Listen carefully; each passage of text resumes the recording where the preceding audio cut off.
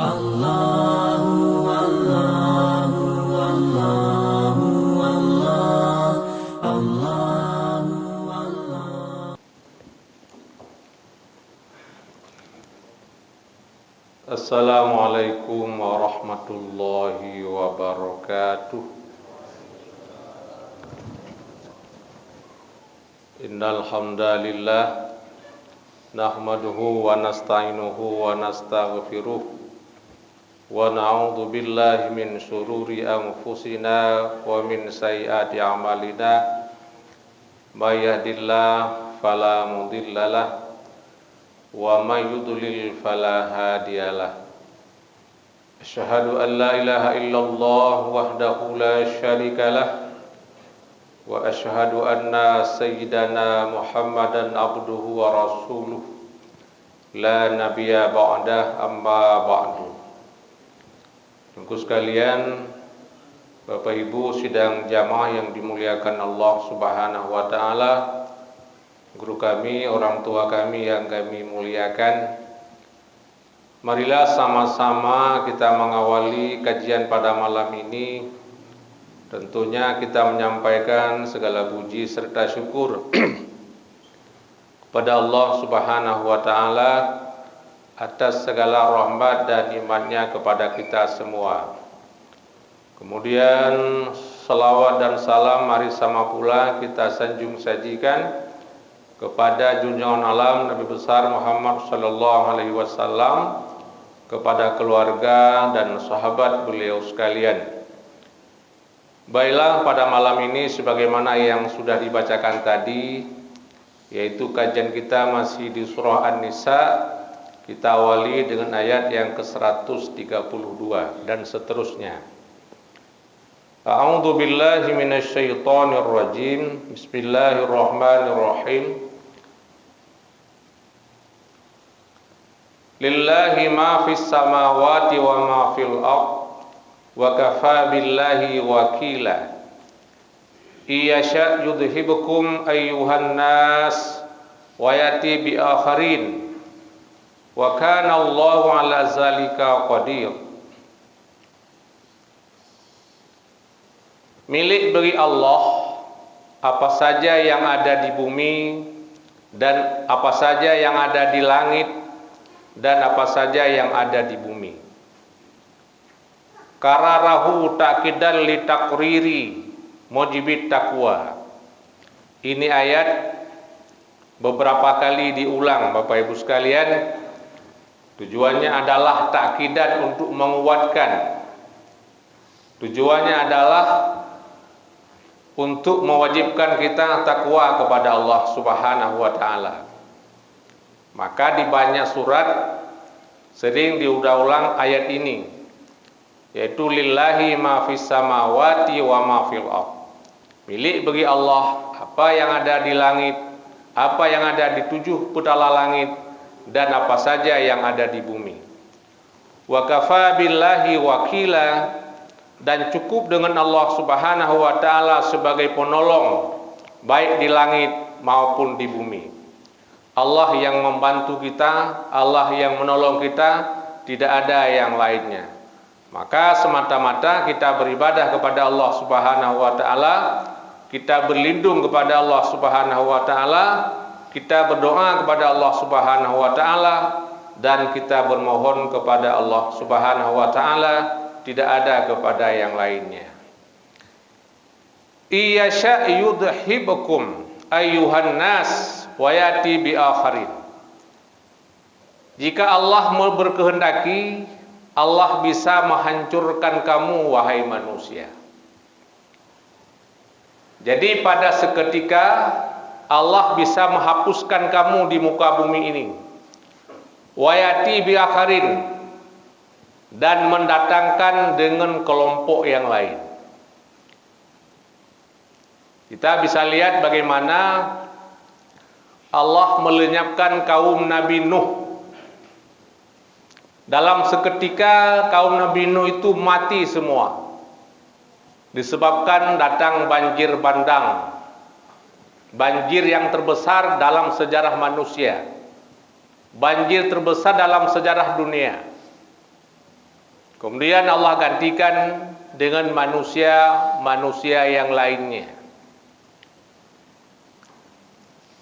Bagaimana Allah melenyapkan kaum Nabi Lut dalam seketika. Allah hancurkan negeri itu serta penduduknya. Allah gantikan yang lain. Kekinian, bagaimana Allah leburkan kita ketika terjadi gempa dan tsunami di Aceh yang kita cintai ini. Hampir 250.000 orang manusia meninggal seketika dalam jangka 15 menit. Iyasya yudhibkum. Jika Allah menghendaki, Allah akan menghapuskan kamu di muka bumi ini. Wahai manusia, tentunya Allah akan menggantikan dengan manusia yang lain. Wa kana Allahu ala zalika qadir. Dan adalah yang demikian itu maha mampu bagi Allah Subhanahu wa taala. Tidak ada halangan, tidak ada yang berat, tidak ada masalah bagi Allah Subhanahu wa taala. Bisa menghapuskan kita di muka bumi seketika, muslimin sekalian. Namun ketika nanti tiba hari kiamat, Allah tidak lagi menggantikan dengan makhluk yang lain karena sudah selesai dunia ini. Tapi ketika dunia belum pada selesai, dunia masih berlangsung kehidupan di muka bumi ini. Bisa juga dengan kita sebagai penghuninya, bisa juga dengan yang lain sebagai penghuninya. Ini semua adalah sangat mampu bagi Allah Subhanahu wa taala. Tidak ada satu hal yang mengganjal terhadap Allah Subhanahu wa taala. Maka tugas kita selagi hayah di kandung badan. Alladzi khalaqal mauta wal hayata liyabluwakum ayyukum ahsanu amala. Allah berfirman dalam surat Al-Mulk. Allah menjadikan kematian dan kehidupan kepada kita semua. Kenapa? Liyabluwakum ayyukum ahsanu amala. Allah mencoba kamu semua, mencoba kita semua. Siapa di antara kita yang bagus amal? Maka selagi kesempatan hidup diberikan Allah Subhanahu wa taala, muslimin sekalian, dari pagi, siang, malam hingga pagi kembali, tugas kita yang paling utama adalah berubudiyah kepada Allah Subhanahu wa taala. Ketika berbicara ibadat kepada Allah, apakah menghalangi tugas-tugas yang lain? Tidak. Kenapa? Karena tugas-tugas yang lain adalah merupakan ibadah di dalamnya. Ketika kita pergi pagi mencari nafkah kepada keluarga kita di rumah, kita mencari rezeki yang halal, itu adalah ibadah. Kita bekerja di kantor pemerintah, kita sebagai politisi, hakim, jaksa, polisi, tentara, sebagai apapun, ketika orientasi pekerjaan kita itu mencari ridha Allah Subhanahu wa taala, di situ ada nilai-nilai ibadah yang luar biasa. Bahkan ketika kita berat dalam bekerja, berat dalam menghadapi hidup ini, berat dalam masalah kita mencari nafkah, sehingga susah kehidupan ini. Ini pertanda apa? Allah menghapuskan dosa. Makanya ada satu hadis, Bapak Ibu sekalian, ada dosa yang tak terhapus dengan sholat, dengan puasa, dengan zakat, dengan haji, dengan istighfar, dengan baca Quran, dan apapun ibadah. Tetapi dosa itu akan terhapus dengan sebab susah dalam menghadapi kehidupan ini. Ketika kita susah hidup, Bapak Ibu sekalian, dan ridha dengan semuanya itu, Allah menghapuskan dosa. Maka dari pagi, siang, malam hingga pagi kembali, di situ semua ada nilai ibadah kepada Allah Subhanahu wa taala. Selagi kita masih diberikan hidup oleh Allah di permukaan bumi ini. Dari itu, man kana yuridu sawabat dunya fa indallahi sawabud dunya wal akhirah. Siapa saja yang menghendaki dengan amalannya akan pahala dunia. Ternyata kita, Bapak Ibu sekalian, dalam beribadah kepada Allah Subhanahu wa taala, kita menghendaki pahala di dunia. Apa yang dimaksudkan dengan pahala di dunia, muslimin sekalian? Kita menghendaki pujian daripada manusia. Di samping kita menghendaki pujian daripada manusia, kita juga menghendaki materi daripada manusia. Kita menyampaikan kajian, mengharapkan materi. Ada seminar, kita menyampaikan makalah. Ketika kita diundang, kita mengharapkan materi. Padahal sesungguhnya ketika kita sampaikan sesuatu yang benar, kita tidak usah mengharapkan materi. Namun materi itu akan datang dengan semata-mata kita mencari ridha Allah Subhanahu wa taala. Makanya Bapak Ibu sekalian, apa kata Allah? Orang-orang yang menghendaki dengan amalannya pahala di dunia, fa indallahi sawabud dunya wal akhirah, maka di sisi Allah Subhanahu wa taala itu ada pahala di dunia dan pahala di akhirat. Saya sering menyampaikan seperti ini. Ketika seseorang menanam rumput di dalam kebunnya dan di sawahnya, jangan harap padi akan tumbuh. Jangan harap jagung, kacang akan tumbuh. Tapi hanya yang tumbuh adalah rumput semata. Namun ketika orang menanam padi, menanam jagung di ladangnya, rumput pasti akan tumbuh. Ketika kita beramal dengan berbagai amalan kepada Allah Subhanahu wa taala, kita fokus semata-mata mengharap ridha Allah Subhanahu wa taala, semata-mata mengharap pahala daripada Allah Subhanahu wa taala, Allah akan memberikan kepada kita pahala di dunia dan pahala di akhirat. Ketika kita fokus pahala di dunia, kita tak mendapat pahala di akhirat. Ketika fokus pahala di akhirat, kita mendapat dua, pahala di dunia dan pahala di akhirat. Ketika orang-orang rajin beribadah, rajin sholat dan sholat berjamaah, sering menyampaikan kajian-kajian benar, Allah memberikan pahala kepadanya, manusia pasti akan memujinya. Makanya satu hadis Nabi mengatakan seperti ini, mani batagha ridallah fi suhtin nas radhiyallahu anhu warda anhun nas. Siapa saja yang orientasi hidup ini adalah selalu mencari ridha Allah Subhanahu wa taala, orientasi kehidupannya semata-mata mencari ridha Allah, walaupun marah manusia. Pada perbuatan itu manusia kurang senang kepada kita, radhiyallahu anhu wa arda anhun nas, tentunya Allah akan ridha kepadanya, manusia pun akan ridha kepadanya walaupun pada waktu yang lama. Kadang-kadang orang enggan kepada kita, tidak senang kepada kita ketika mula-mula mendengar kajian yang benar. Namun lambat laun orang pasti akan senang.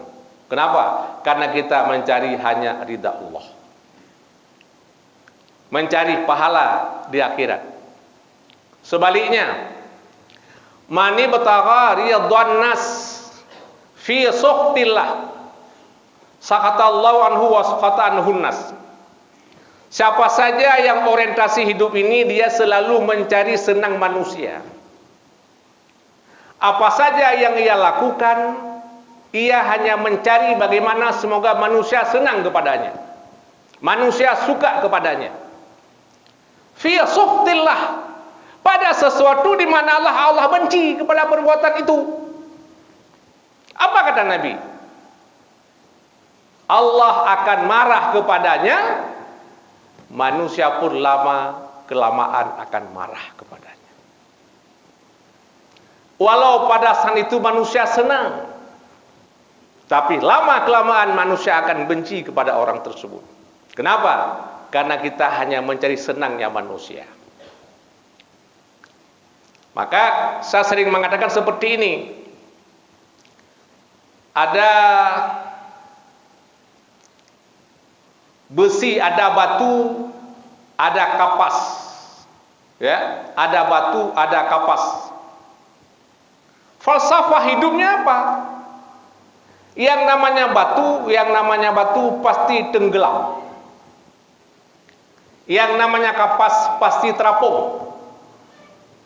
Batu tenggelam, kapas itu terapung. Itu pasti seperti itu. Namun ada kala batu itu terapung dan kapas tenggelam. Kapan batu itu terapung? Selama ada tumpangan. Kita tumpang sehingga batu itu terapung di permukaan air. Kita tekan sehingga kapas itu tenggelam.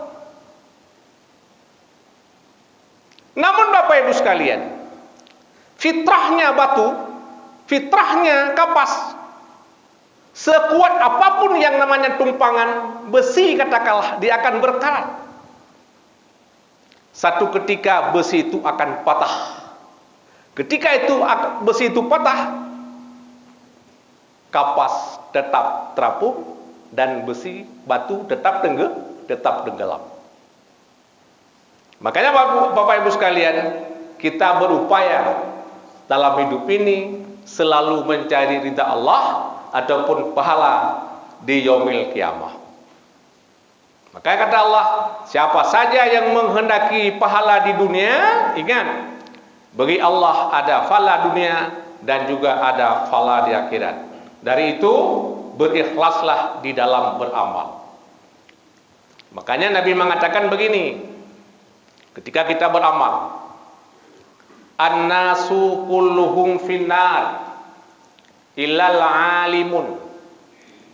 Manusia semuanya akan jadi penghuni neraka kecuali orang-orang yang alim, yang jadi penghuni surga, orang-orang yang punya ilmu pengetahuan. Yang lain semuanya jadi penghuni neraka. Nabi lanjutkan, al-alimu kulluhum finnari illal amilun. Orang alim semuanya jadi penghuni neraka kecuali orang alim yang beramal dengan ilmunya. Dia punya ilmu dan mengamalkan dengan ilmunya itu. Nabi melanjutkan, al-amilu kulluhum finnari illal mukhlisun. Orang yang beramal semuanya jadi penghuni neraka kecuali orang-orang yang ikhlas. Jadi natijahnya apa? An-nasu kulluhum finnari. Manusia semuanya jadi penghuni neraka kecuali orang-orang yang punya ilmu pengetahuan lalu mengamalkan dengan ilmunya dengan cara ikhlas. Jadi ketika kita mencari pahala di akhirat, modalnya satu, yaitu amalan dengan ikhlas. Di situ tidak ada riya, di situ tidak ada ujub, di situ tidak ada takabur, dan di situ tidak ada maksud-maksud yang lain. Tidak ada dengki, iri hati dan lain sebagainya. Apalagi dengki muslimin sekalian. Kita ibadah siang malam kepada Allah, salat, puasa, zakat, haji dan ibadah-ibadah yang lain. Namun hati kita ada sifat dengki kepada saudara kita. Ini semua amal kita hancur lebur. Laksana api makan kayu bakar. Apa kata Nabi? Al-hasadu yaklul hasanata kama taklul narul hatab. Dengki yang ada pada seseorang itu akan makan semua kebaikannya. Laksana api membakar kayunya. Kita punya kebaikan yang banyak, laksana api, laksana kayu yang banyak. Kita kumpulkan sebesar ini masjid. Tiba-tiba kita bawa bensin 1 liter, kita siram bensin, lalu kita bakar. Setengah jam habis semua. Begitulah amal kita habis dengan sebab kedengkian itu. Apa dengki? Dengki adalah menginginkan semoga nikmat hilang pada orang lain. Apakah nikmat itu kembali kepada kita atau nikmat itu hilang begitu saja? Asalkan nikmat yang ada pada saudara kita hilang, itu namanya dengki atau hasad. Jadi makanya muslimin sekalian, ketika kita beramal kepada Allah dengan penuh keikhlasan, tidak ada maksiat-maksiat batin, Allah akan memberikan kepada kita 2 pahala, yaitu pahala di dunia dan pahala di akhirat kelak.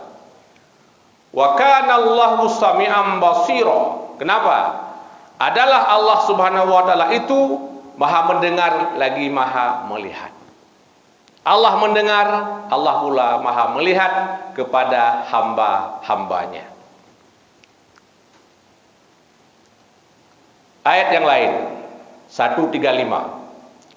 Ya ayyuhalladzina amanu kunu qawwamina bil qist. Wahai orang-orang yang beriman, jadilah kamu penegak keadilan. Ya, jadilah kamu penegak keadilan di muka bumi ini. Apa itu? Syuhada'a bil haqqi. Yang pertama, kita menjadi saksi dengan kebenaran. Ketika kita dinobatkan sebagai saksi dalam satu perkara, maka sampailah persaksian itu dengan apa yang kita lihat dan apa yang kita dengar.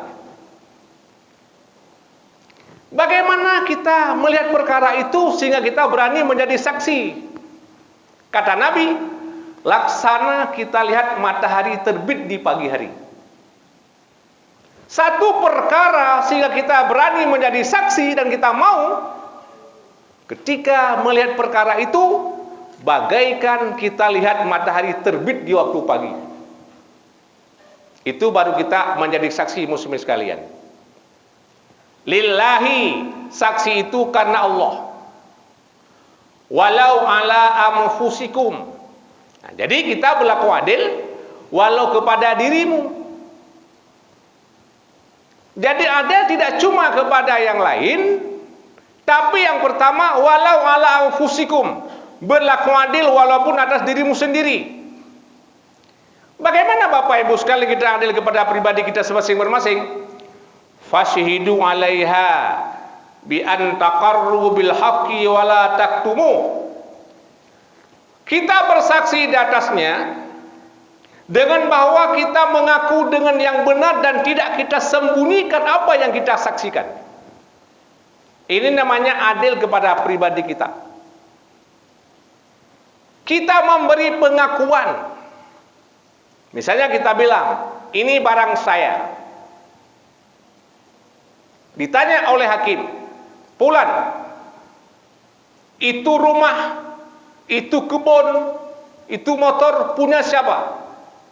Punya saya. Ini rumah punya saya. Ini kebun punya saya. Ini motor punya saya. Bian takra'u, bian takarru bil haqqi. Dengan bahwa pengakuan itu dengan benar. Jangan bohong. Jangan orang punya barang kita bilang kita punya. Ya. Dan kita sembunyi-sembunyikan. Ini namanya kita tidak adil kepada pribadi sendiri. Awil wildani wal aqrabin, dan juga di atas kedua orang tua kita. Kita tadi adil kepada pribadi sendiri, kemudian juga adil kepada kedua orang tua kita. Wal aqrabin, dan kepada kerabat-kerabat kita. Misalnya kita sebagai saksi, ada abang sebagai terdakwa, ada kakak sebagai terdakwa, ada adik sebagai terdakwa, ada ayah ibu sebagai terdakwa. Kita harus menjadi saksi yang benar.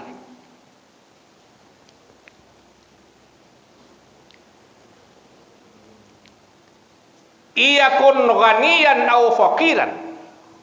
Jika ada orang yang kita saksikan itu kaya atau fakir, fallahu aula bihima, Allah lebih tahu dengan kemaslahatan keduanya. Apakah dia kaya ataupun dia miskin, Allah lebih tahu. Karena Allah lebih tahu, Bapak Ibu sekalian, kita harus menyampaikan kesaksian itu dengan benar apa yang kita lihat dan apa yang kita dengar. Dari itu muslimin berbahagia. Fala tattabi'ul hawa, maka jangan kita ikuti akan hawa nafsu. Ya, fala tattabi'ul hawa, jangan kita ikuti hawa nafsu pada syahadah kamu bi antahabul ghina liridha, dengan bahwa kita bersaksi kepada orang yang kaya untuk mencari ridhonya. Kita bersaksi kepada orang yang fakir untuk menekannya. Ketika dia kaya, kita berikan kesaksian untuk membenarkan dia. Ketika dia fakir, kita berikan kesaksian untuk mengalahkan dia. Jangan seperti itu. Ini namanya kalian tidak adil kepada orang lain. Jadi makanya fala tarul hawa, jangan kamu ikuti akan hawa nafsu. Alla ta'dilu, bahwa kamu berpaling daripada kebenaran. Ketika kita hawa nafsu, kita berpaling daripada kebenaran. Wa in talwu au ta'ridu, dan jika kamu berpaling daripada kebenaran, au ta'ridu, ataupun kamu enggan menjadi saksi. Ya, yang pertama mau jadi saksi, tapi kita lawan kebenaran, kita munculkan kebatilan. Atau memang tak mau. Ketika kita tahu masalah, kita melihat dan mendengar masalah itu, tapi kita tak mau jadi saksi. Apa kata Allah? Fa innallaha kana bima ta'maluna khabir, maka sesungguhnya Allah itu maha mengetahui dengan apa yang kamu lakukan. Artinya muslimin sekalian, kita tidak boleh enggan untuk menjadi saksi dalam satu perkara ketika kita tahu perkara itu. Oh mai lo hang te mai kemurusan lo men. Ketika memang kita tahu itu tak masalah. Tapi ketika kita tahu, kita mesti menjadi saksi. Yang tujuannya adalah untuk membenarkan orang yang benar, bukan membenarkan orang yang bayar. Fayujazikum bih, Allah akan membalas kesaksian kita itu. Barangkali seperti ini.